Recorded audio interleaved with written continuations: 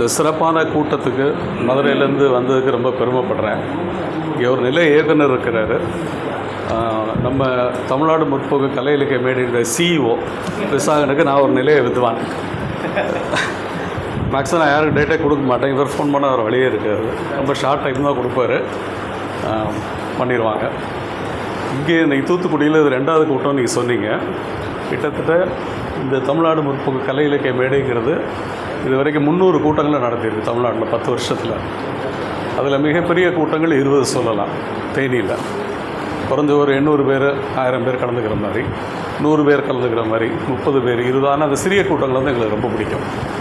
ஏன்னு கேட்டிங்கன்னா இதிலிருந்து மல்டி ஃபேஸட்டடாக நிறைய பேர் உருவாக்க முடியும். கேட்டுட்டு போகிறத வச்சு நீங்கள் இப்போ சிஓ வந்து ஆள் எடுக்க தான் வந்திருக்காரு. இங்கே வந்திருக்க ஒவ்வொருத்தரையும் எப்படியாவது பேச வச்சுருவார்.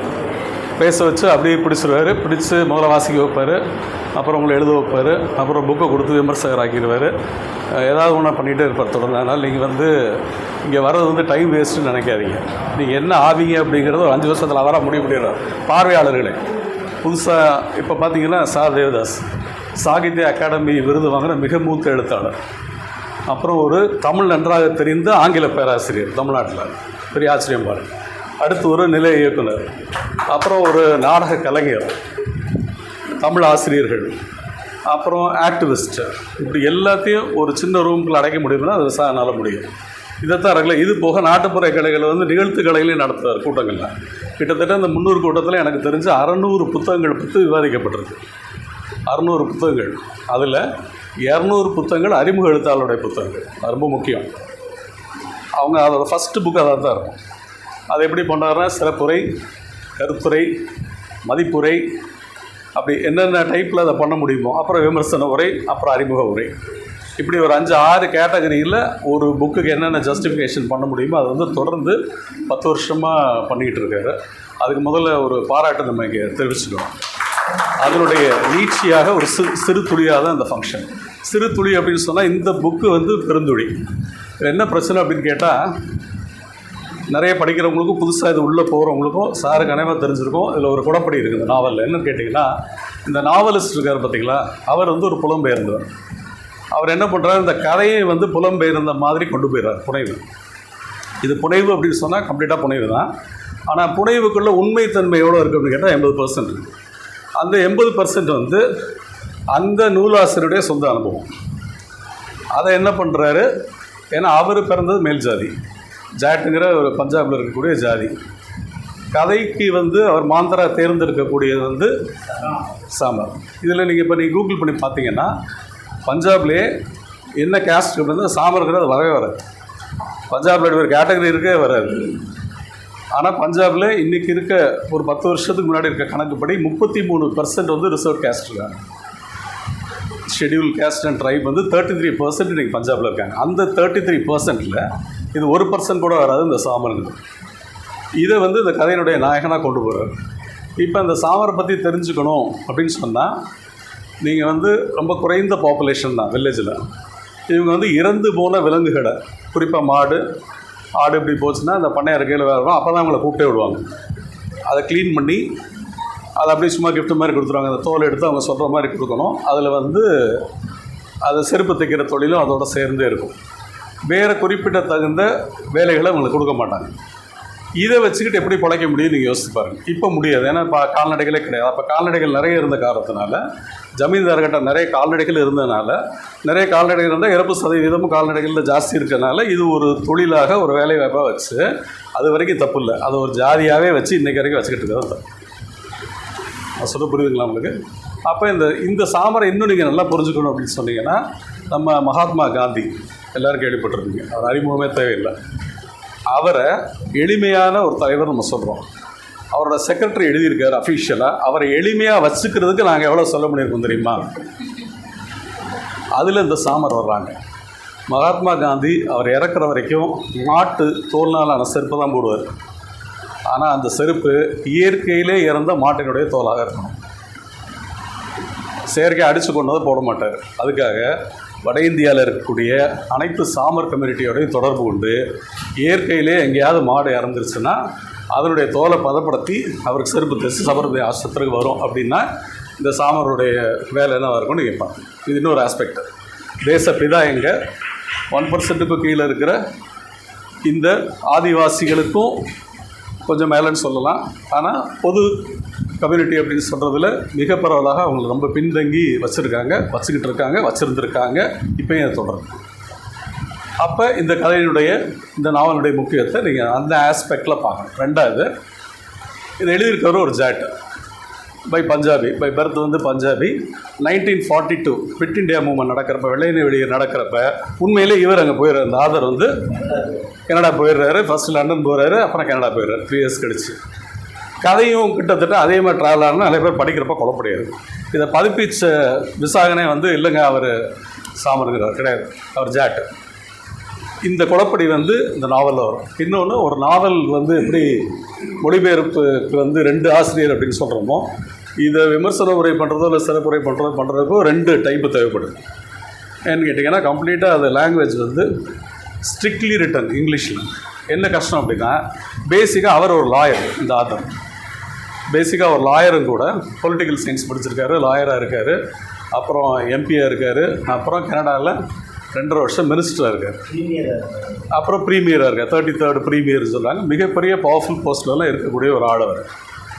அவர் வந்து ரெகுலர் ரைட்டர் கிடையாது. He is not an author. அவர் வந்து ஒரு எழுத்தை வந்து தன்னுடைய வாழ்க்கையை எடுத்துக்கிட்டவர் கிடையாது. நான் சொல்ல புரியுதுங்களா உங்களுக்கு? மொத்தமே 2 புக்கு தான் பண்ணியிருக்காரு. இது ஃபஸ்ட்டு புக்கு.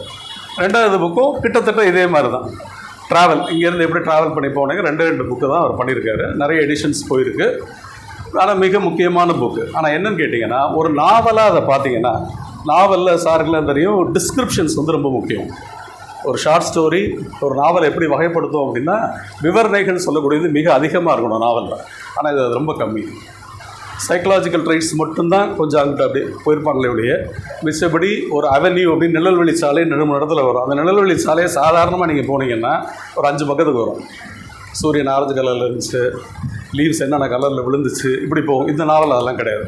ஏன்னா ரொம்ப கிறிஸ்பாக எழுதப்பட்ட ஒரு விறுவிறுப்பானலாம் எப்படின்னா, இப்போ த்ரில்லர் அப்படி நீங்கள் பார்க்கக்கூடாது. இதை விஷயம் நிறைய இருக்குது, அதை சொல்லிகிட்டே போகணும். சொல்லிகிட்டே போகணும். அதை எப்படி சொல்கிறார் அப்படின்னா, இவர் வந்து உயர்ந்த ஜாதியில் பிறந்து இந்தியாவிலேருந்து ட்ராவல் ஆகி அங்கே போய் ஒர்க் பண்ணி அங்கே ஒரு ஹையஸ்ட் பொசிஷனை அடைகிறார். பேரில் என்ன செய்கிறாரு, தன்னுடைய கிராமத்தில் இருக்கக்கூடிய அந்த 1%க்கு கீழே இருக்கக்கூடிய அந்த ஒடுக்கப்பட்ட மக்கள் இப்படி வந்திருந்தால், இந்த மாதிரி புலம்பெயர்ந்து வந்தால் அவங்க என்னென்ன சந்திப்பாங்க அப்படிங்கிறது இவர் சந்திச்சதையும் சேர்த்து என்ன செய்கிறாரு, ஒரு மிக்சராக அதை வந்து கொடுக்குறாரு. ஆனால் இதில் வந்து நிறைய உண்மைகள் இருக்குது, இந்த பொய்யெல்லாம் கிடையாது. அப்போ என்ன பண்ணுறாங்க, அது ஒரே ஃபேமிலி, அந்த ஒரே ஆளுக்கு நடந்திருக்குமானா கிடையாது, கதைக்காக. அது இந்த மொழிபெயர்ப்பில் வந்து நமக்கு என்ன பிரச்சனை ஒரேன்னா, அந்த ஃபஸ்ட்டு பேசுகிறவங்க சொன்னாங்க, இந்த பேர்லாம் எனக்கு ஞாபகம் வச்சுக்க முடியல, கண்டிப்பாக இருக்காது. அப்போ அந்த புக்கை நீங்கள் எப்படி பார்க்கணும் அப்படின்னு கேட்டிங்கன்னா, ஆதரை ஃபஸ்ட்டு மறந்துடுங்க. இந்த கதைக்குள்ளே நீங்கள் போகிறப்ப 3 முக்கியமான 3 தலைமுறையை பற்றின இந்த கதையை வந்து சொல்கிறாரு. அதில் மெயின் வந்து ஒரு ஆள், அவங்க அப்பா வர்றாரு, கடைசி வரைக்கும் வர்றாரு. அப்புறம் அவருக்கு ஒரு பேரை, இந்த பையன் மூலமாக ஒரு பையன் ஒருத்தன் வரான். அவனையும் லைட்டாக டச் பண்ணி அவனை எஜுகேட் பண்ணுற மாதிரி கொண்டு போய் இந்த ஸ்டோரி 3 ஜென்ரேஷனுக்கு உள்ளதாக இந்த நாவல் கட்டமைக்கப்பட்டிருக்கு. அப்போ நீங்கள் எப்படி பார்க்கணுன்னா, அப்பா, அவரோட பையன், பேரன், இந்த 3 பேர் பேர் நீங்கள் தெரிஞ்சுக்கணும். அப்புறம் தாத்தாவுடைய ஒய்ஃபு, பாட்டி, இவருக்கு வரப்போகிற ஒய்ஃபு, குழந்தைங்க, அப்புறம் அந்த பையன், அவ்வளோதானே. அப்புறம் மெயின் ஹீரோ யார் அப்படின்னு கேட்டால் அந்த பையன்தான். காலுன்னு சொன்னாங்க பார்த்தீங்களா, அவர் தான் வந்து இந்த கதையினுடைய ஹீரோ. இவர் நம்ம எப்படி புரிஞ்சுக்கிறது அப்படின்னா, அவருக்கு நேட்டிவ் ஃப்ரெண்ட்ஸ், அது கிட்டத்தட்ட சொல்லிட்டாங்க, இங்கே கோயிலுக்கு போகிறதுலேருந்து பண்ணி அவர் கூட கிளம்புற வரைக்கும் உண்டானா அவருக்கு ஃப்ரெண்ட்ஸ், நேட்டிவ் ஃப்ரெண்ட்ஸ், அந்த பேர் நீங்கள் குறித்து வச்சுக்கலாம் படிக்கிறப்ப. அப்படின்னா இன்னும் கொஞ்சம் ஈஸியாக இருக்குது அதுக்குள்ளே போகிறதுக்கு. அடுத்து வந்து அவர் ஃபாரின் போனதுக்கப்புறம் படிக்கிறப்ப கிடைக்கிற ஃப்ரெண்ட்ஸு, அதுக்கப்புறம் ஆக்குபேஷனல் ஃப்ரெண்ட்ஸு, அதுக்கப்புறம் லைக் மைண்டட் பொலிட்டிக்கல் சிந்தனை உள்ள ஃப்ரெண்ட்ஸ். அவ்வளோதான், முடிஞ்சு போச்சு. இதை நீங்கள் லைட்டாக அந்த பேர்களை லைட்டாக நீங்கள் பார்த்துக்கிட்டிங்கன்னா இந்த நாவல் வந்து கொஞ்சம் ஈஸியாக இருக்கும். இல்லைன்னா கொஞ்சம் கடினமாக இருக்கும். ஏன் கடினமாக இருக்கும்னா, மெயின் ஆதர் அப்படி எழுதியிருக்காரு, விவரணைகளே கிடையாது. டக்குன்னு பேரை சொல்லி போய்கிட்டே இருப்பார். அப்போ சார் எவ்வளோ கஷ்டப்பட்டிருப்பார் இப்போ படிக்கிறப்ப தெரியுது. அதை டிரான்ஸ்லேட் பண்ணுறப்ப இவர் பெரிய விவரங்களாக கொடுக்கவே முடியாது. அதில் என்ன வருதோ அதை அப்படியே என்ன செய்ய வேண்டியது, லைன் மேலே லைனாக அடித்து வர்றப்ப நீங்கள் சாதாரணமாக ஒரு தமிழ் நாவல் படிக்கிறப்ப இருக்கக்கூடிய ஒரு இன்ட்ரெஸ்ட் வந்து உங்களுக்கு இதில் இருக்காது. ஆனால் இது கண்டென்ட் வந்து ரொம்ப ஜாஸ்தியாக கண்டென்ட் ஓரியன்ட் வந்து இது என்னென்ன பேசப்பட்டிருக்கு அப்படின்னு பார்த்தீங்கன்னா இந்த நாவலை நீங்கள் கஷ்டப்பட்டு படிச்சிருவீங்க. என்னென்ன பேசுது அப்படின்னு கேட்டால் இந்தியாவில் இருக்கக்கூடிய இருந்த ஜாதி பிரிவினை சுதந்திர போராட்டத்தை லைட்டாக டச் பண்ணுறாங்க. அதுக்கப்புறம் இங்கேருந்து புலம்பெயர்ந்தவங்க அப்படின்னு பார்த்தீங்கன்னா இந்தியாவிலேருந்தோ வெளிநாடுகள்லேருந்தோ புலம்பெயர்ந்தவங்க வந்து ரொம்ப கம்மி தான். சதவீதம் வந்து எப்போயும் கம்மியாக தான் இருக்கும். ஒரு ஊரில் வந்து ஒரு 3000 பேர் இருந்தால் புலம்பெயர்ந்தவங்க என்ன செய்வாங்க, ஒரு 20 பேர் இருப்பாங்க. இப்போ ஒரு கிராமம்னு பார்த்தீங்கன்னா அவ்வளோ ஒரு 5 பேர் இருப்பாங்க, ரொம்பலாம் இருக்காது. அப்போ இந்த புலம்பெயர்ந்தவங்களே கிட்டத்தட்ட ஒரு மைனாரிட்டி கம்யூனிட்டி தான். இங்கே என்ன கம்யூனிட்டி வேணாலும் இருக்கலாம். இதில் என்ன ஜோக் அப்படின்னா இந்த புலம்பெயர்ந்து அங்கே போனவனையும் இவன் என்ன செய்யறான், இந்த கம்யூனிட்டியை தூக்கிட்டே போகிறான். அந்த கேஸ்ட்டை 2 ஜென்ரேஷன் 3 ஜென்ரேஷன் ஆனாலும் அங்கே போய் சந்திக்கிறப்ப அந்த கம்யூனல் பேஸ்டாகவே சில வேலைகள் இவங்களுக்கு வந்து பணம் கிடைக்கிது, படிப்பு கிடைக்கிது, அறிவியல் மேன்மையை கொண்டு வந்துக்கிறாங்க, நிறைய ஃப்ரெண்ட்ஸ் கிடைக்கிறாங்க, ஃபாரினர்ஸோட பழகிற வாய்ப்பு இருக்குது, வாழ்க்கை தரம் பொருளாதார ரீதியாக லைட்டாக மேம்படுது. ஆனாலும் இது தூக்கி சுமக்கப்பட்டுக்கிட்டே வருது, முற்றிலும் அழிக்க முடியல. ஆனால் என்னென்னா பர்சன்டேஜ் குறையுது. இங்கே கிராமத்தில் இருக்கிறப்ப இருந்த கொடூரம் வந்து கொஞ்சம் குறையும். அது எதனால பொருளாதார ரீதியாக இருந்தாலும் அந்த பை பர்த்து பை ஜீனு ரத்தத்தில் ஊறுறது இந்த சிந்தனை கடத்தப்பட்டிருக்குங்கிறது வந்து முற்றிலும் விலகி ஒரு வாழ்க்கையை வாழ முடியல. ட்ரை பண்ணுறாங்க, போராடுறாங்க. அங்கேயும் போய் ஒரு மொழி தெரியாத இடத்துல பருவநிலை கம்ப்ளீட்டாக மாறுபட்ட இடத்துல ஒரு வாழ்க்கையை தகவமைக்கிறங்கிறதே ரொம்ப கஷ்டம். அப்படி பண்ணி அதில் ஜெயிச்சா கூட எப்படி இந்த ஆத்தர் வந்து மேல் ஜாதியாக இருந்தாலும் அங்கே போய் இவ்வளோ பெரிய போஸ்ட்டுக்கெல்லாம் போகிறாரோ இந்த கதையினுடைய நாயகனும் கடைசியாக எம்பி ஆகி தான் முடியும் வெற்றி செய்தியோட. லேஸ்பட்ட காரியம் கிடையாது. ஒரு மாட்டை இது பண்ணுற ஒரு ஆள் வந்து உள்ளூரில் விலை போகலை, உள்ளூரில் விலை போக விட மாட்டான், முடியல. வெளிநாட்டில் போய் செட்டில் ஆகி கல்யாணம் பண்ணி மனைவியை ஆணவத்தலை மூலமாக இழந்து இங்கேருந்து ஒரு ஃப்ரெண்டு போகிறான், அங்கே பழகுறாங்க. சரி, போகிற இடம் எப்படி இருக்குது அப்படின்னு பார்த்தா ரொம்ப சொர்க்க பூமியாக சுவிட்ச பூமியாக அப்படின்னு கேட்டால் பொருளாதாரத்தில் லைட்டாக இருக்குது. ஆனால் லண்டன் கனடா எல்லா உலக போர்களையும் சம்மந்தப்பட்டிருக்கு. 70% நாடுகளும் அவன் 2 பேர்த்துல இருந்தால் என்ன பண்ணியிருக்கோம், நம்ம சுதந்திரம் வாங்கியிருக்கோம். அப்போ அவனே ஒரு ஆதிக்க சக்தி. அவன்கிட்ட என்னென்ன பிரச்சனை இருக்குன்னா அப்பாத்தே, நிறவெறி, இனவெறி, பெண்ணடிமை, இது இங்கே விட ஜாஸ்தி. கேஸ்ட் மட்டும்தான் இல்லையே ஒழிய எல்லாம் 2 மடங்களில் இதில் வரும். வெள்ளை இனம், கருப்பினம், பழுப்பினம். 1984 சினிமா எக்ஸ்பிரஸில் கமலஹாசன் ஒரு பேட்டி வருது. ஃபஸ்ட் டைம் மலேசியா நினைத்தலைக்கு போயிட்டு வர்றப்ப என்ன சொல்கிறாங்க, அங்கே ஒரு தேக்கா மார்க்கெட்டுன்னு போனேன். அங்கே ஒரு முஸ்லீம் வியாபாரி வந்து பேசிகிட்டு இருக்கப்போ ஃப்ரெண்டானார். நல்லா பிரியாணி கொடுத்தாரு. 3 நாள் அது டெய்லி அங்கே போய் சாப்பிட்டு இருந்தேன். அப்போ சொன்னார், சார் நம்மளை மாதிரி கருப்பர்கள்லாம் இங்கே ஒரு மாதிரி தான் பார்ப்பாங்க அப்படின்னு சொன்னார். கமல், நம்ம நல்ல ரோஸ் கலரில் தானே இருக்கோம், இந்த கலர் வேறு, நீ ஏஷியன், யுவரன் ஏஷியன், அவ்வளோதான். நான் சொல்ல புரியுதா உங்களுக்கு? இந்தியாவின் தாய்நாடு பேசலாம் தான் இருக்குது. நீ அங்கே போனேன்னா நீ ஒரு ஆசியனாக தான் பார்க்கப்பட, ஆசியனாக பெருமை மிக ஆசியனாலும் நீ பார்க்கப்பட மாட்டேன். கலர் அப்படின்னா நீங்கள் அப்படி நினச்சிடாங்க. அவங்களுக்கு எம்ஜிஆருமே கருப்பர் தான், சத்யராஜும் கருப்பர் தான். கலர் எப்படி நீங்கள் மீட்ஸ் பண்ணக்கூடாது, அவன் சொல்கிற கலரே வேறு. இப்படி வந்து அங்கே அப்பாத்தைங்கிற அங்கே ஒரு பெரிய செட்டப் இருக்குது. அப்புறம் எல்லா வேர்ல்டு ஃபுல்லாக இருக்கிற பெண்ணடிமே அங்கேயும் இருக்குது. நிறைய இடங்களில் இதில் வரும். ஒரு கம்ப்ளைண்ட் கொடுக்க முடியாது, கோர்ட்டுக்கு டைரெக்டாக அந்த லேடியை சாட்சி சொல்ல கூப்பிட முடியாது, கணவன் பெர்மிஷன் கொடுக்கணும். கணவனை மீறி அங்கே பண்ண முடியாது. ஸ்டேஷனில் போய் சொல்லுவாங்க, அவங்கள எப்படி இங்கே பண்ண முடியாது, அவர் கணவர் பெர்மிட் பண்ணால் தானே அவங்கள நாங்கள் கேட்க முடியும்பாங்க. அதுக்கப்புறம் இந்த கதாநாயகன் ஒரு மனைவியை ஒரு டாக்டரை கல்யாணம் பண்ணுவார். அவங்க போய் லோன் கேட்க போனால் லேடிஸுக்கு லோனே கிடையாது. லேடிஸ்க்கு எப்படிங்க லோன் கேட்குறீங்க?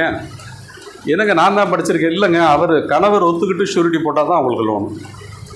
எப்போ 1942 வெளியேறிலேருந்து வெளியேறி போய் இவன் புலம்பெயர்ந்து இவன் படித்து இவன் எப்போ வேலைக்கு போவாங்கிற வருஷத்தை நீங்களே கணக்கு பண்ணிக்க. அப்போ பேங்க் ரூல்ஸ் அப்படி இருக்குது. வாழ போன இடம் எப்படி இருக்குன்னா அதுவும் அப்படி தான் இருக்குது. ஸோ இந்த மாதிரியான சூழ்நிலையில் இந்த புஸ்தகம் வந்து பேசுது.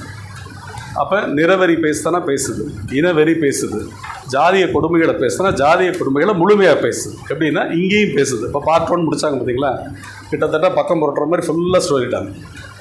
கிட்டத்தட்ட ஒரு 50 பேஜ் முடிஞ்சிச்சு. அது வந்து லோக்கலில் இவங்க கிளம்பிட்டாங்கல்ல, அந்த ஆயுதங்கள்லாம் தூக்கி போட்டு கிளம்புறாங்க. அது வரைக்கும் உண்டான லோக்கல் பஞ்சாபிய கிராமத்தில் உள்ள அனைத்து அந்த ஜாதிய சிடுக்கு, அந்த ஜாதியினால் பாதிக்கப்பட்டது, தான் மேன்மை நீ கீழ்மை அப்படின்னு சொல்லி என்னென்ன பிரச்சனை ஒரு சமூகமாக பண்ண முடியுமோ அதை ஃபுல்லாக அதில் ரெக்கார்ட் பண்ணியாச்சு. அதுக்கப்புறம் என்ன பண்ணுறாங்க, பாஸ்போர்ட் வாங்கி நிறைய காசு கொடுத்து லஞ்சம் கொடுத்து விசா வாங்கி வந்தாச்சு. வந்ததுக்கப்புறம் அங்கேயும் தொடருது. எப்படி தொடருதுன்னா 2 விதமாக தொடரும். ஏற்கனவே போகிற இடத்துல சில பிரச்சனைகள் இருக்குது. இங்கிலாந்துலேயும் சரி, கனடாலையும் சரி, எல்லா இடத்துலையும் வந்து சுபீட்சம் இருக்குமே ஒழிய ஏதோ ஒரு அடுக்கு சிக்கல்கள் இருக்குது. இந்த இனவரவையில் ஏதோ ஒரு அடுக்கு சிக்கல் இருக்குது மனிதர்கள். எந்த ஒரு இடத்துலையும் எந்த ஒரு மனிதரும் ஈக்குவலாக ஒருத்தரையும் பார்த்துக்கிறதே கிடையாது. அது பனிப்பிரதேசமோ மலை பிரதேசமோ அது என்ன காடோ எல்லாத்துலேயும் ஒரு ஹையரார்கி ஆர்டர் வச்சுருக்காங்க. அப்போ அதையும் போய் நீங்கள் மீட் அவுட் பண்ணி வாழணும். ப்ளஸ் இங்கேருந்து போகிறாங்க பார்த்தீங்களா, இது தொடருது. அங்கே போய் இவன் பிராமணாக தான் இருக்கான். ஒன்றா வர்றான், குடிக்கிறான், சாப்பிட்றான். இருந்தாலும் வந்து பேருனே சொன்னாங்கல்ல, ஒரு கேள்வி வச்சாங்க, பொண்ணு கொடுப்பியா பொண்ணு எடுப்பியா, அந்த இடம் வரப்போ பிரச்சனை. இந்த கதையில் அது வருது. இந்த கதையினுடைய மாந்தரா காமிக்கப்படுறது வந்து சாமர், ஒரு தாழ்த்தப்பட்ட இனத்தை இருக்கிற மாதிரி வருது. அங்கே போய் அவர் என்ன பண்ணுறாரு, லவ் பண்ணுறது வந்து ஒரு ஜாட்டின ஒரு லேடி டாக்டரை லவ் பண்ணுற மாதிரி கதை வருது. அப்போ கல்யாணமும் பண்ணிடுறாங்க. ஆனால் அந்த டாக்டருடைய டாக்டருடைய அந்த அந்த அவர் மனைவியினுடைய தந்தையும் தாயும் வந்து அவங்களுக்கு பிடிக்கவே இல்லை இப்படி பண்ணது. அதில் என்ன பண்ணிடுறாரு, அந்த தந்தை வந்து தன்னோட மகளையே வந்து கொலை பண்ணிடுறாரு. இந்த கதையில் ஆணவ கொலையாக அது ரெஜிஸ்டர் பண்ணப்படுது. ஜெயிலுக்கு கோர்ட்டில் கேஸ் நடக்குது. அதை எப்படி ப்ரூவ் பண்ணுறாங்க எல்லாமே வருது. அதுக்கு நடுவில் அவங்களுக்கு குழந்தைகளும் இருக்குது. இது போக இந்த உதவுன்னு சொன்ன மாதிரி இந்த கதாநாயகனோட அப்பா தான் முதல்ல ஃபாரின் வர்றாரு. அதுக்கப்புறம் கார் வந்து நீங்கள் சொன்னீங்களா, அப்புறம் திருப்பி ஃபேமிலியே அங்கே போயிடுறாங்க. அப்போ அந்த அப்பா, அவரோட ஒய்ஃபு, இந்த கதாநாயகன், இவங்க 3 பேர் அங்கே போகிறாங்க. அதுக்கப்புறம் இவர் அங்கே கொஞ்சம் படிக்கிறாரு, ஏற்கனவே இங்கே கொஞ்சம் படித்து முடிச்சிருக்காரு. அப்புறம் அங்கே போய் கொஞ்சம் படிக்கிறாரு கதையில். அப்புறம் லாயராக மாறாரு. இல்லை நம்ம வந்து சில விஷயங்கள் பொலிட்டிக்கல் சயின்ஸில் ரொம்ப இஷ்டமாக இருக்குது. அதுக்கப்புறம் என்ன பண்ணுறாருன்னா, அங்கே இருக்க தீவிரவாதம், பெண்ணடிமைத்தனம், இதே மாதிரி புலம்பெயர்ந்தவர்களுக்கு இருக்கக்கூடிய சிக்கல்கள், இது எல்லாத்துக்கும் சேர்த்து அவர் ஒரு ஆக்டிவிஸ்டாகவும் இந்த கதையில் வந்து செயல்படுறாரு. தன்னுடைய வாழ்க்கையையும் அப்படி வருது. மனைவி வந்து அந்த மாதிரி ஒரு இன்டர்காஸ்ட் மேரேஜ், இந்த மாதிரி ஒரு சூழ்நிலை வருது. அப்போ இந்த ஆத்தர் வந்து என்னென்ன பார்த்துருக்காரோ தான் கிராமத்தில், அங்கே போனப்போ என்னென்ன பார்த்துருக்காரோ, எதெல்லாம் பிரச்சனை மாண்டவியலுக்கு அப்படின்னு நினைக்கிறாரோ அது எல்லாத்தையும் கேட்டகரைஸ் பண்ணி ஒரு நாவலாக கொண்டு வந்து ஒரு 4-5 மெயின் கேரக்டர்ஸை வச்சு சப் கேரக்டர்ஸ் ஒரு 5-6 பேரை வச்சு என்ன செய்கிறாரு, தன்னுடைய மொத்த அந்த அறிவையும் இந்த நாவலில் என்ன செய்கிறாரு, புனைவாக கம்ப்ளீட்டாக கொடுக்குறாரு. இதுக்கு என்ன அவசியம், ஏன் இப்படி கொடுக்கணும் அப்படின்னு கேட்டால், சார் என்ன ஒன்று சொன்னாங்க, புலம்பெயர்ந்தவங்க வந்து எப்போயுமே ஒரு ஆசை இருக்கும் திருப்பி இங்கே வரணும். இப்போ நம்மளும் இங்கே பார்ப்போம், நம்ம ரிலேட்டிவ்ஸை நிறைய பேர் போயிடுவாங்க, நிறைய பேர் போவாங்க, யூஎஸ் போவாங்க, கனடா போவாங்க, ஒவ்வொருவரையும் வந்துடுறேன்னு சொல்லுவாங்க. பெரும்பாலும் சவுதி அரேபியாவில் இருக்கவங்க கூட வந்துடுவாங்க, அந்த வெயில் கொடுமை இல்லை. மிச்ச கண்ட்ரிஸ் போகிறவங்க வந்து சொல்லுவாங்களே வரவே மாட்டாங்க. நான் வந்துடுவேன் இந்த அடுத்த ஒரு 5 வருஷத்தில் வந்துடுவேன், பிள்ளைங்களை இங்கே படிக்க வைக்கலாமா, நான் பார்க்குறேன், ஃபேமிலி இங்கே இருக்கட்டும், நான் மட்டும் போகிறேன்பாங்க. அப்புறம் கொஞ்சம் கொஞ்சமாக போயிட்டு இங்கே வரவே மாட்டாங்க. ஆனால் அந்த தாக்கம் வந்து இங்கே இருந்துக்கிட்டே இருக்கும். இது சாதாரணமாக ஒரு மனிதர் படித்து இல்லை படிக்காமல் இப்படி வேலைக்கு போகிறவங்க. இவன் வந்து ஒரு பொலிட்டீஷியன், இந்த ஆத்தர் இஸ் அ பொலிட்டீஷியன். அப்போ அவனோட பார்வை எப்படி இருக்கும் பாருங்கள். வந்த இடத்துல இருக்கிறதையும் ரெக்கார்ட் பண்ண வேண்டியது இருக்குது, பழசையும் ரெக்கார்ட் பண்ண வேண்டியது இருக்குது. ஆனால் இவர் சொந்த ஊருக்கு வந்துட்டு போயிருக்காருன்னா நிறைய தடவை வந்துட்டு போயிருக்காரு. ஏன்னா பணம் காசு இருக்குது, பவர் இருக்குது, நிறைய தடவை இந்தியா வந்துட்டு போயிருக்காரு. ஆனால் இந்தியா வந்துட்டு போய் ரொம்ப தங்கி இங்கே மாதக்கணக்கில் அந்த மாதிரிலாம் கிடையாது. இன்வைட்டியாக வர்றாரு, கெஸ்ட் லெக்சராக வர்றாரு, மினிஸ்டர் இருக்கார், வர்றாரு போகிறார். அவர் எப்போனாலும் ஒரு ஃப்ளைட் டிக்கெட் எடுத்து வர முடிய சூழ்நிலையில் தான் அவர் இருக்கார். ஆனால் எல்லாருனாலையும் புலம்பெயர்ந்தனால அப்படி இருக்க முடியுமா அப்படிங்கிற ஒரு கொஸ்டின் இருக்குது. அப்போ இதை எப்படி பார்க்கணும் அப்படின்னா, அந்த இண்டிபெண்டன்ஸ் ஏரா அப்படின்னு சொல்லக்கூடிய அந்த 1947, அதுக்கு முன்னாடி ஒரு 10-20 இயர்ஸ் எப்படி இருக்குங்கிறத லைட்டாக சொல்கிறதன் மூலமாக ஒரு 3 நூற்றாண்டாக இந்தியா வந்து ஜாதி அடுக்கில் எப்படி இருக்குங்கிறத டைரெக்டாக சொல்லாமல் லைட்டாக ஸ்டார்ட் பண்ணுறாங்க. அப்படி இருக்கிறப்ப பிரிட்டனோ கனடாவோ முஸ்லீம் பற்றி ரெஃபரன்ஸ் வருது. அங்கேயும் வந்து இதெல்லாம் எதுவுமே இல்லை, எல்லாம் சுபீட்சமாக வாழ்ந்தாங்க, எந்த ஒரு கட்டுப்பாடும் கிடையாது, மத கட்டுப்பாடோ ஜாதிய கட்டுப்பாடோ நிற கட்டுப்பாடோ கிடையாது அப்படிங்கிறதெல்லாம் இல்லைங்கிற உண்மையையும் இந்த நாவல் வந்து பேசுது. அதனால் ஒரு பொலிட்டிக்கல் ஆஸ்பெக்டோட, ஒரு சோஷியாலஜி திங்கிங்கோட இந்த நாவல் வந்து படைக்கப்பட்டிருக்கு. இவர் வந்து ஒரு ரெகுலர் நாவலிஸ்ட் இல்லை, ஒரு ரெகுலர் ரைட்டர் இல்லாதனால ரொம்ப ஃபாஸ்ட்டு பேஸில் இதை ரெக்கார்ட் பண்ணுறாரு. அவரோட நூலில் வந்து ரொம்ப ஃபாஸ்ட்டு பேஸில் இது போகுது. அவ்வளோ விஷயங்களை வந்து நீங்கள் இந்த ரெப்படிஷனே இதில் பார்க்கவே முடியாது. சார் நிறைய டிரான்ஸ்லேட் பண்ணியிருக்காங்க, டிரான்ஸ்லேஷன் அவார்டெல்லாம் சாகித்ய அவார்டு வாங்கினவங்க. ரெப்படேஷன் வந்து இந்த புக்கில் ரொம்ப கம்மி. கேஸ்ட்டை பற்றி பேசினா கூட இன்சிடென்ட்ஸும் கம்மி, சந்திக்கிற ஆளுகளும் வந்து வேறு வேறு தான் பேசுவாங்க. ஒரு கேரக்டர் வந்து சந்திக்கிறப்ப அடுத்த தடவை சந்திக்கிறப்ப வேறு அந்த அந்த உட்பொருள் வந்து வேறு மாதிரி இருக்கும். விவாதத்துக்குரிய பொருள் ஒரே பொருள் இருக்காது, மெயின் பொருள் அதுவாக இருக்கும். ஆனால் அவங்க அந்த டயலாக் நேச்சர் வந்து எப்படி இருக்கும் அப்படின்னு கேட்டிங்கன்னா, அந்த விட்டு போனதை திருப்பி உள்ளே போய் 6000 மாதிரி தான் பேசியிருக்குமே, எவ்வளோ என்ன எடுத்துகிட்டு வந்துட்டு பேசுகிற மாதிரி இருக்காது. இதில் முக்கியமாக என்ன பண்ணுறாங்க, மதமும் வருது. குருத்வாரா அப்படிங்கிறது நீங்கள் கேள்விப்பட்டீங்கன்னா நீங்கள் போய் பார்க்கலாம். அதில் பஞ்சாபில் வந்து ரொம்ப அதிகமான உயர்நிலை வகுப்பு வந்து ஜாட், அதுக்கப்புறம் கேட்ரியான்னு இருக்குது. அந்த கேட்ரியா இனத்தில் தான் நிறைய குருமார்கள் வந்திருக்காங்க. குருத்வாரா உருவாக்குறோம் அவங்க தான் காரணமாக இருந்திருக்காங்க. அங்கேயும் போய் என்ன பண்ணுறான், சீக்கு தான். இப்போ நம்ம சீக்குனா என்ன செய்கிறோம், சாரோட சொன்னால் வர்றேன் தாடி வச்சு டர்பன் போட்டு கையில் ஒரு கிருபான்கிற ஒரு கத்தி வச்சு இப்படியெல்லாம் நம்ம நினச்சிட்ருப்போம். இப்போ 2 பேருமே சீக்கு தான்.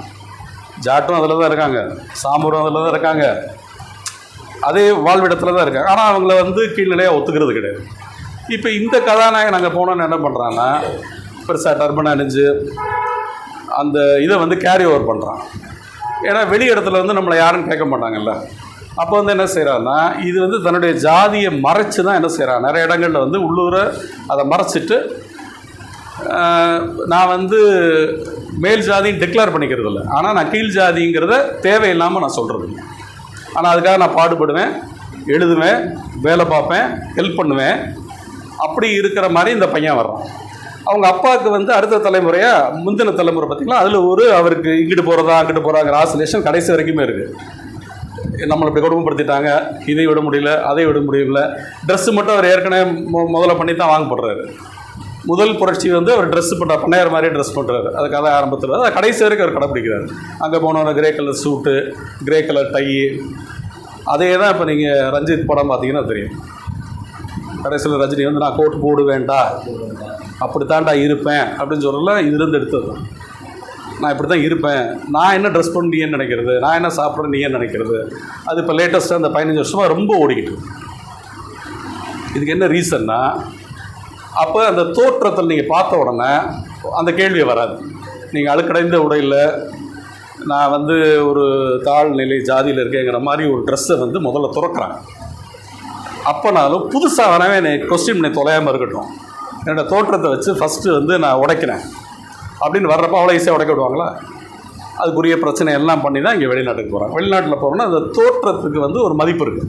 ரொம்ப யாரும் புதுசாக கொஸ்டின் பண்ணுறல. ஆனால் இந்த கூட இருக்காங்க பார்த்தீங்களா, இவன் வந்து எங்கே போனாலும் இந்த கேள்வியை கேட்டுக்கிட்டே இருக்கான். பார்ட்டிக்கு போனாலும் சரி, பேச போனாலும் சரி, தொழிலுக்கு போனாலும் சரி, லோனுக்கு போனாலும் சரி, ஒரு வீட்டுக்கு எடுக்க போனாலும் சரி, இது வந்துட்டுருக்கு. அங்கே எப்படி இருக்குது அப்படின்னா, ஜாதியை கேட்க வேறு கேட்டுட்ருக்கேன். நீ பழுப்பு நிறமா, பிளாக்கா, உன்னோட ஆரிஜின் என்ன, நான் சொல்ல புரியுதா உங்களுக்கு? நீ சாம்பரா, சீக்காங்கிற எனக்கு பிரச்சனை கிடையாது, நீ ஏஷியன், ஆஃப்டர் ஆல் ஒரு இந்தியன். இது அங்கே இருக்குது.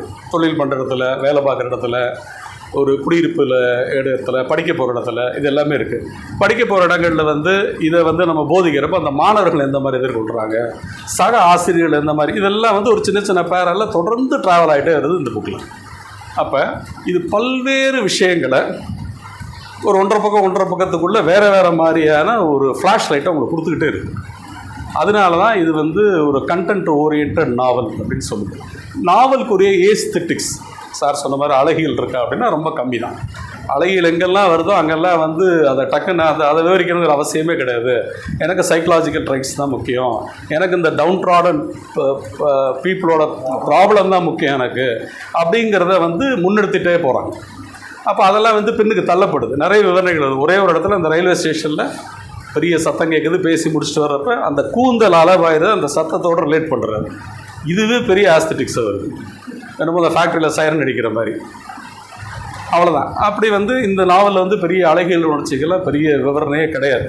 ஏன்னு கேட்டால், இந்த எழுதக்கூடிய ஆன்மா வந்து என்ன நினைக்கிறதுன்னு கேட்டால், வாழ்க்கையே இப்படி இருந்து என்ன அழகியல் பெரிய இம்பார்ட்டன்ஸ் வேண்டி கிடக்கு, அது அப்புறம் இருக்கட்டும், அன்பு ஃபஸ்ட்டு வேணும், அதுக்கப்புறம் அழகியல் அப்படிங்கிறப்ப அந்த அன்பை பிரதானப்படுத்துறதுக்கு போகிறப்ப என்னென்ன தடைகள் வருதோ அதை குறித்தான இந்த நாவல் வந்து த்ரூ அவுட் ஃபஸ்ட் பேஜ்லேருந்து கடைசி பேஜ் வரைக்கும் ட்ராவல் ஆகுது. அப்போ இது வந்து பெரிய குழப்பமே கிடையாது.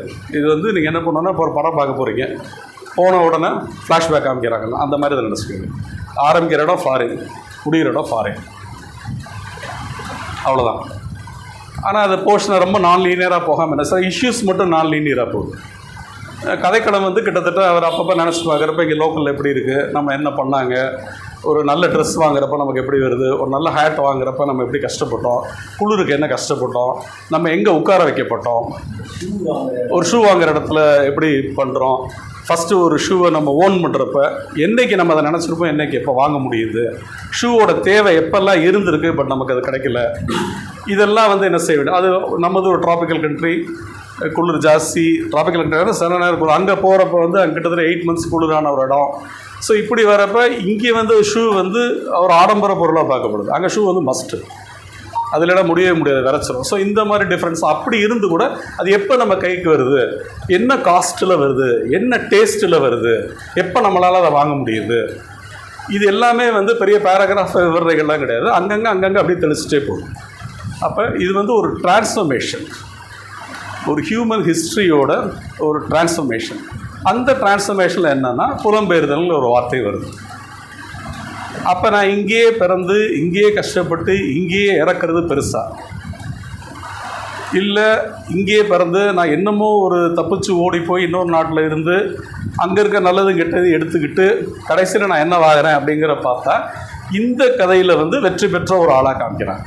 முழு வெற்றி பெற்ற ஆளா அப்படின்னு கேட்டால் மனசார அவர் முழு வெற்றி பெற்ற மாதிரி நினைக்க மாட்டார். ஆனால் என்னுடைய ஒரு நீ பிராண்ட் பண்ண ஒரு இனத்தில் என்னை திறக்க வச்சுட்டேன், ஆனால் நான் வந்து இதை உடைச்சிருக்கேன். அப்போ என்ன அர்த்தம், என்னால் உடைக்க முடியும்னால் ஒன்னாலே உடைக்க முடியும். நீ எங்கே வேணாலும் இரு, அங்கே இரு, இங்கே இரு, புலம்பெயர்ந்து வா, இல்லை படி, மெயினாக படி. அதான் அந்த புக்கனுடைய மெயின் நோக்கம். படித்து உனக்குன்னு ஒரு பிளேஸ்மெண்ட்டு, ஒரு இடம், ஒரு பொசிஷன். இதுதான் மாரி செல்வராஜ் படத்தில் சொல்லப்பட்டது. அம்பேத்கருக்கு வந்து தனி கொடுத்தாங்க, தனியாக அப்படி உட்காருங்க, ஒரு சேர் கொடுத்து கான்ஸ்டியூஷனை எழுதின ஒரு ஆள் வளர்ந்து வந்த விதம் அப்படி. இங்கே தான் பரியேறும் பெருமாளில் போர்டில் எழுதி போடுவாங்க, இந்த குளோபல் பொசிஷனிங் லா சாப்டர் நடத்துகிறப்ப பையன் உட்கார இடத்துக்கு அந்த இடத்துல உட்கார அவனை அடித்து துரத்தி பாத்ரூமில் தள்ளி விட்டு அடிப்பாங்க, திருப்பி மேலே ஏறிப்போம் அந்த இடத்துல உட்கார, நான் இங்கே தான் பாருங்க அப்படின்னு. இது எல்லாமே டைரெக்டாக இல்லாமல் இதில் இருக்குது. ஸோ உன்னை ஃபஸ்ட்டு வந்து ஒரு பொசிஷன் பண்ணிக்கோ. மதிக்கக்கூடிய ஆளாக மாறுதல் அப்படிங்கிறது வந்து எல்லா கம்யூனிட்டிக்கும் ஈஸி கிடையாது, நல்லா புரிஞ்சுக்கங்க. நீங்கள் சோக்கால்டு அந்த இடைச்சாதி மேல் சாதியில் பிறந்தவங்களுக்கு வெறும் படிப்பு பணம் இருந்தாலும் எல்லாமே ஆட்டோமேட்டிக்காக பின்னாடியே வந்துடும். இதை வந்து ஃபஸ்ட்டு நீ இதுலேருந்து வெளியில் வரணும். முதல்ல வெளியில் வரணும். நான் ஒன்றும் நீ சொல்கிறடா நான் அப்படிலாம் கிடையாது, முதல்ல வெளியில் வரணும். நீ சொல்லிக்கிட்டே இருப்பானா நான் அப்படி கிடையாதுன்னு முதல்ல மன ரீதியாக ஒரு ஆள் வெளியில் வரணும். அதுக்கப்புறம் இந்த சோக்கால்டு இவங்க கொடுக்குற சலுகைகள் பிடிக்குதோ பிடிக்கலோ கடுப்பில் அதில் படித்து வெளியில் வரும். அதுக்கப்புறம் அதில் நம்மளை ப்ரூவ் பண்ணதுக்கப்புறம் நீ வந்து ஒரு பொசிஷனில் உட்காரணும். பொசிஷனில் உட்கார்ந்ததுக்கப்புறம் நீ என்ன மாதிரி ஹெல்ப் பண்ண போகிற, அப்புறம் அதனுடைய முதிர்ச்சி நிலை. அந்த பொசிஷனுக்கு வந்ததுக்கப்புறம் ஒரு 10-20 வருஷம் பார்த்தா நம்ம ஆளுகளையா தூக்கி விடுறக்கா சண்டை போட்டுக்கிட்டு இருப்போம். அதுக்கப்புறம் தான் உலகம் பெருசு, எல்லா இடத்துலையும் இப்படி இருக்குது, எல்லா மனிதர்களும் வேணும் அப்படின்னு ஒரு 65 வயசில் தான் அது திருப்பி ஒரு ரீசைக்கிளுக்கு வரும். என்ன பண்ண முடியும், இவன் தாத்தாவும் அவன் தாத்தாவும் கண்டுபிடிச்சதுக்கு இவன் என்ன செய்வான், இவனோட தான் நான் வாழ வேண்டியது இருக்குது, இப்படிங்கிற சில காம்ப்ரமைசஸ் என்ன செய்ய வேண்டியது இருக்குது. அதுதான் கணிகிறதுங்கிறாங்க. ஸோ இது வந்து ஒரு பேட்டர்ன். ஒரு 25 years 30 years வந்து வாழ்க்கையில் மிக இளமையான பகுதிகளில் சித்தாந்தத்துக்காக வாழக்கூடியது. அது எல்லாருக்கும் அமையாது. சித்தாந்தம் இருக்கும், மனசுக்குள்ளே இருக்கும். அதை வாழ்க்கை முறையாக மாற்ற முடியுமா அப்படின்னா கஷ்டம். இந்த கதாநாயகன் வந்து வாழ்க்கை முறையாக மாற்றி அதை வெற்றி பெற்ற மாதிரி கொண்டு வந்து இதை முடிக்கிறது வந்து ஒரு பாசிட்டிவ் நோட்டு. எப்படின்னு கேட்டால் இவ்வளோ அவமானங்களும் ஒரு வளர விடாமல் இருக்கக்கூடிய ஒரு சூழ்நிலையில் ஒரு அடித்து ஜெயிச்சு முன்னாடி வரணும். உனக்கு சட்டங்களும் துணை இருக்குது, இன்னும் சட்டங்களை கொண்டுறோம். ஏற்கனவே இருக்க சட்டங்களில் வந்து பின்னடைவுகள் இருந்தால் கூட போராடி தான் பண்ண வேண்டியது இருக்குது. அந்த போராடி எப்படியாவது வந்துட்டு போராடு, கண்டிப்பாக போராடு, படி, இல்லைன்னா முடியாது அப்படின்னு சொல்லக்கூடிய நாவல். இன்னும் நிறைய பேசலாம், டைம் இல்லை. நன்றி, வணக்கம்.